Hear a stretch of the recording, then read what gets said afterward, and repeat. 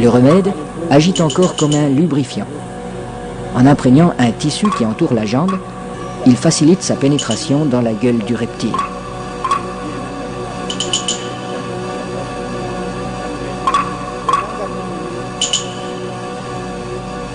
La jambe à pas restera en principe intacte, car le python avale simplement cette proie qui vient à lui.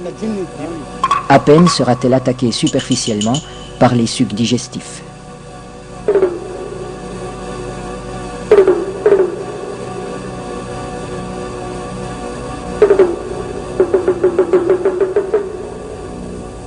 Cette chasse n'est pas sans risque.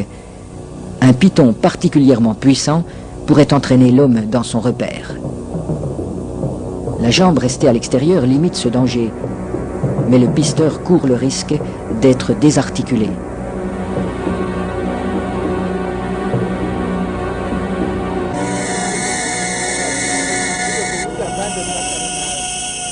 Pour rendre l'attente moins pénible, mais aussi faciliter le glissement des corps de l'homme et de l'animal, on place des feuilles fraîches sous le pisteur.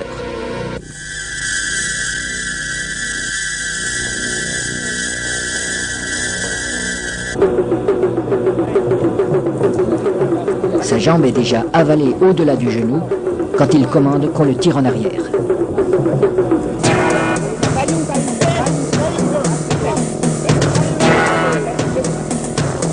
Refusant de laisser échapper sa proie, le python apparaît. Les aides tirent de façon irrégulière. Il secoue le python pour l'empêcher de trouver un point d'appui. Le pisteur relève son pied à angle droit pour ferrer le serpent, à la manière d'un hameçon. L'animal se sent piégé, mais il ne peut plus lâcher la jambe. Le python est maintenu allongé. Il faut éviter qu'il ne s'enroule. Cette position lui enlève une grande part de sa force. Pour dégager sa jambe, Naina déchire la gueule du python au couteau.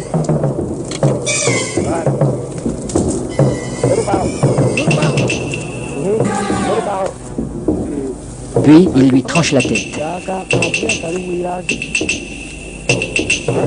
Les autres pisteurs relâchent progressivement le